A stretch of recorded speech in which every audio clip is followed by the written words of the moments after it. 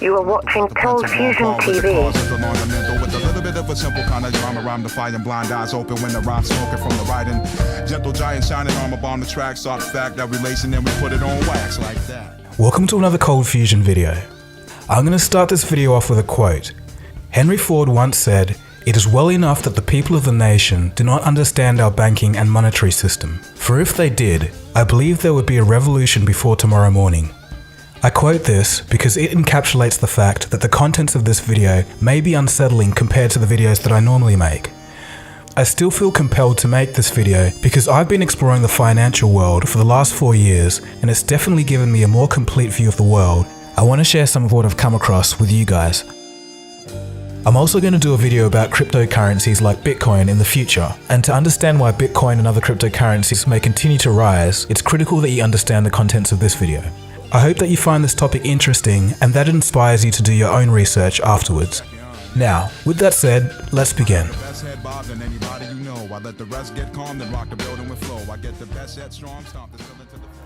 So who controls all of our money? It's a simple question. We all know that you and I don't control it. Our employees don't control it. The companies that they work for don't control it. So who does? Where does it even come from in the first place? I'll give you a hint.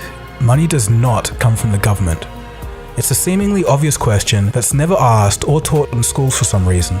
Unfortunately, most people's lives are basically dedicated to money. It's all people ever worry about or talk about. We go to school to learn basically how to go to university, to learn the skills to get a good job so that we can trade hours of our lives, all for this thing called money. So why wouldn't you want to know where money comes from and who issues it?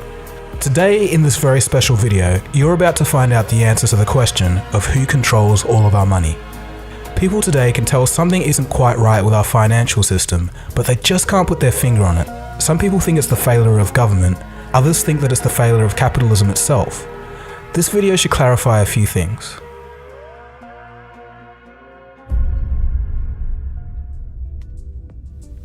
The year is 1694. And England had just suffered through 50 years of war. Exhausted, the English government needed loans to fund their political means. Brainchild of Scottish banker William Paterson, it was decided that a privately owned bank that could issue the money to the government out of thin air was to be the solution. This was the very first modern central banking system in the world. Central banking is more influential than laws, governments, and politicians, but strangely not the focus of the general public. Fast forward to the early 20th century, and after 2 failed attempts, a group of bankers wanted to put a central bank in the United States of America. It was December of 1910, and Senator Nelson Aldrich boarded a private train car in New York with 6 others. The 6 were not to be spotted by any news reporters to avoid questions. Their destination? Jekyll Island off the coast of Georgia. The meeting went for 9 days, and from that, they created the Federal Reserve System. This is all documented and a matter of public record. Some of them went on to write about the meetings in their personal biographies. Here's a quote from Frank Vanderlip, president of the National City Bank of New York, February 9th, 1935, in the Saturday Evening Post. "I was as secretive, indeed as furtive as any conspirator. Discovery, we knew, simply must not happen, or else all our time and effort would be wasted. If it were to be exposed that our particular group had got together and written a banking bill, that bill would have no chance whatever of passage by Congress." The 6 men that Nelson Aldrich brought together included the head of banks, branches of government such as the Treasury, and some of the richest people on earth at the time. To give you an idea of how rich they were, in 1910, these 6 men represented a quarter of the world's worth. The bankers told the American public that the purpose of the system was to stabilize the economy and to stop the grip of the Wall Street banks over America. The problem was, the guys that wrote the bill were the very same people they said they'd stop. If they succeeded, it will give a small group of men the ability to create money from nothing and loan it to the American government with interest. So why was it done in secret? Because the American people didn't want a central bank. Back then, unlike today, people knew what central banks were and understood them very well. Everywhere a central bank went, there'll be wealth inequality, wild swings between economic booms and busts, and after each bust, those at the top of society mysteriously came out richer while everyone else got poorer. Europe was the running example of this at the time. The Federal Reserve was originally drafted as the Aldrich Bill, but when it came into Congress, they recognized Senator Aldrich's name and smelt a rat. The bankers needed better cover. They decided to send two millionaire friends to carry the bill to quell the suspicions of Congress and renamed it the Federal Reserve Act. Next, in a textbook lesson of deceit, the bankers set out to fool the American people through disinformation. In the newspapers of the day, the bankers screamed and protested against the new Federal Reserve Bill. It would ruin the banks, they exclaimed. The average person read the protesting articles of the bankers and thought to themselves, if the bankers hate it, it must be good. And then they ended up unknowingly supporting a Trojan horse. The bankers also fooled Congress by putting clauses in the bill that limited their power only to remove them once the bill was passed. A double head fake of the public and Congress was all it took. The bill was passed on December 23, 1913, while most of Congress was out on holiday. And with that, a small group had complete monopoly over the issuing and creation of American money. Today, the Federal Reserve is the most powerful entity in the United States, and they're not ashamed to admit it either. Here's former Fed Chairman Alan Greenspan. What should be the proper relationship between a chairman of the Fed and a president of the United States? Well, first of all, the Federal Reserve is an independent agency, and that means basically that there is no other agency of government which can overrule actions that we take. What the relationships are don't frankly matter. In addition to this, it seems that the Fed can't even be touched by investigating parties.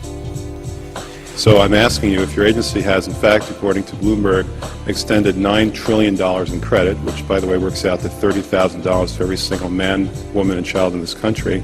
I'd like to know, if you're not responsible for investigating that, who is? We have responsibility for the Federal Reserve's programs and operations, audits, to conduct audits and investigations in that area. In terms of who's responsible for investigating, would you mind repeating the question one more time? Mr. Chairman, my time is up, but I have to tell you honestly, I am shocked to find out that nobody at the Federal Reserve, including the Inspector General, is keeping track of this. So what does all of this have to do with me, you might be asking? I don't even live in the US. Well, two reasons. Number one, the central banking model from the Bank of England and the United States has now been put in all countries, and even consolidated power in parts of Europe as the European Central Bank, or ECB. This unites separate countries under one economic policy. The only places in the world that don't have central banks are North Korea, Iran, and Cuba. In 2000, this list suspiciously included Afghanistan, Iraq, and Libya. And number two, since the end of World War II, the US dollar has been the reserve currency of the world.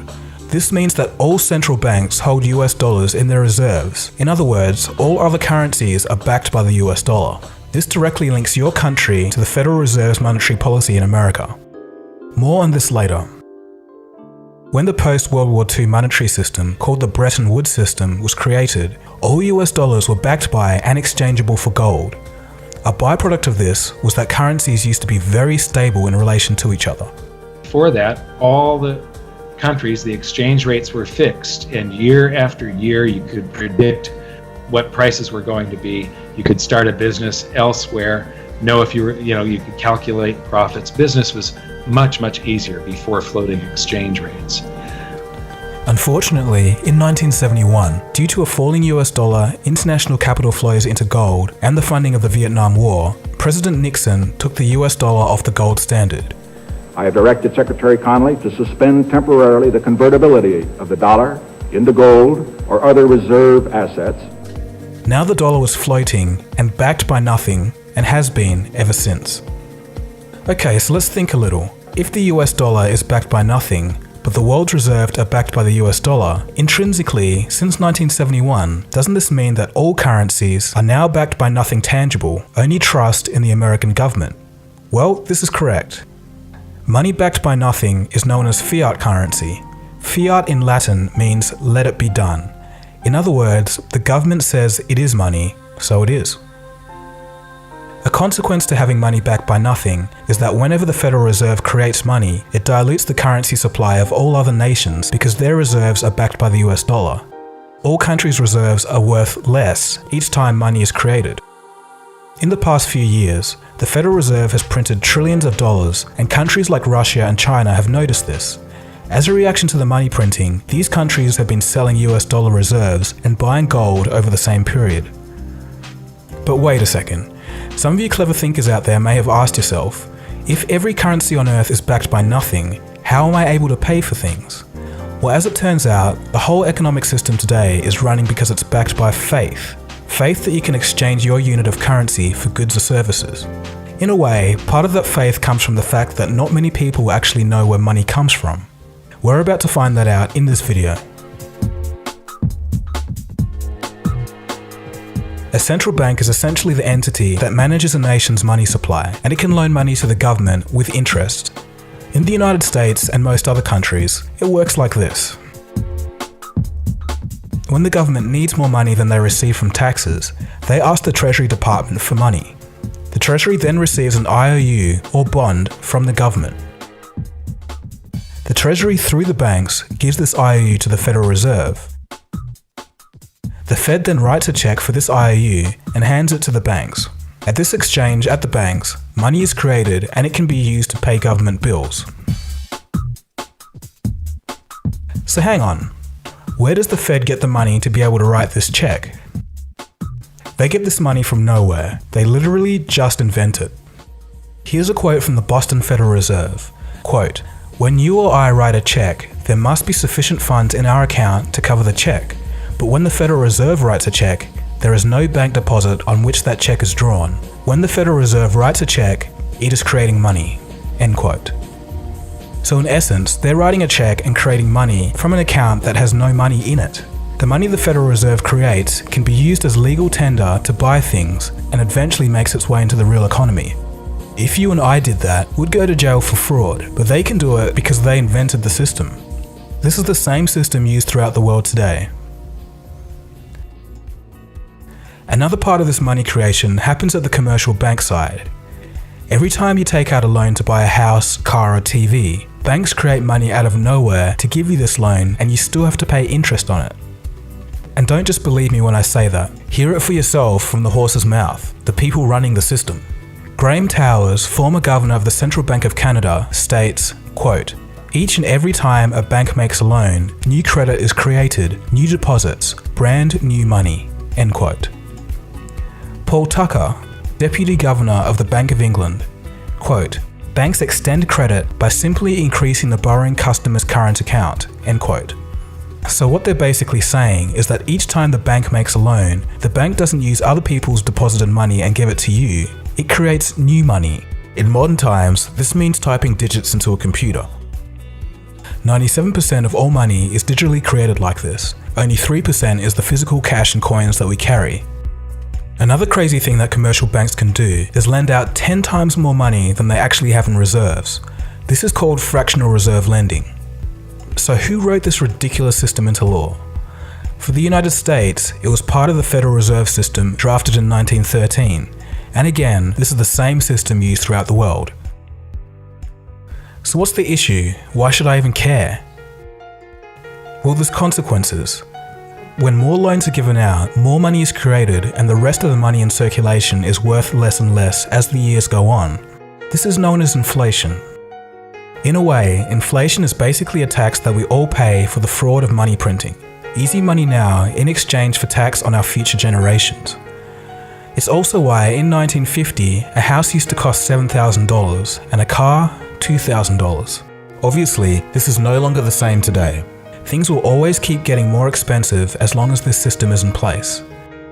This was actually kind of okay because wages grew in relation to inflation until about 2008. Why this stopped happening is a story for another day. So things are already pretty crazy, but they get even crazier. The more you look into it, the stranger things become. So remember how we're talking about how central banks and commercial banks can create money out of nothing? This procedure actually does create something. It creates debt. Let me explain. When you take out a loan, it's written down as an asset in the bank as a negative form, kind of like a negative value of money, or otherwise known as debt.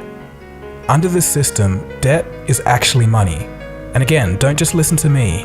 Mariner Eccles, former governor of the Federal Reserve, states, quote, "If there were no debts in our money system, there wouldn't be any money." So in essence, instead of gold being the backbone of our economy, it's now debt. The system we're under now is sometimes referred to as the debt-based monetary system. It requires that debt always grows. Countries and people must become deeper in debt so that there's more money in the system, because remember, debt is money. If people and governments stop borrowing money and pay back loans, the debt doesn't grow, the money supply shrinks, and the system falters. It truly is bizarre, but we all live in this system each and every day. The Federal Reserve and other central banks control money by adjusting its supply and how much it costs to borrow money, otherwise known as the interest rate. With these tools, and as a consequence of human group psychology, central banks can create booms and busts in the economy at will and also distort and derail an economy by messing with it. Let's take a quick case study. In the year 2000, Federal Reserve Chairman Alan Greenspan cut interest rates to 1%. He did this to try and fight off a recession from the dot-com bubble and encourage people to borrow money. When interest rates are low, if you're borrowing money, you save a whole lot on repaying mortgages. Since a 1% interest rate hadn't been seen at the time since the 1950s, it was a pretty good deal. Greenspan's idea was that he could create a wealth effect. People would start to buy houses, the prices would go up, and then people would feel wealthier and spend more money in the economy and stimulate it. Greenspan sure succeeded in getting people to borrow money to buy houses, but they borrowed too much, and the result was the 2008 housing bubble. This is a prime example of what can go wrong when central banks mess with an economy. Yes, corrupt bankers have a lot to answer for in their role in the 2008 crisis, but the Fed has a far bigger long-term impact. Even crazier things are happening in Japan. Their central bank is buying so many stocks that they were the #1 buyer of Japanese stocks in 2016. So they have part ownership of companies with money that they created from nothing.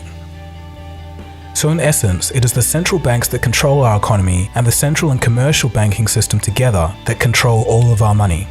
The difference is, central banks can create money at will, while commercial banks need loans to create money.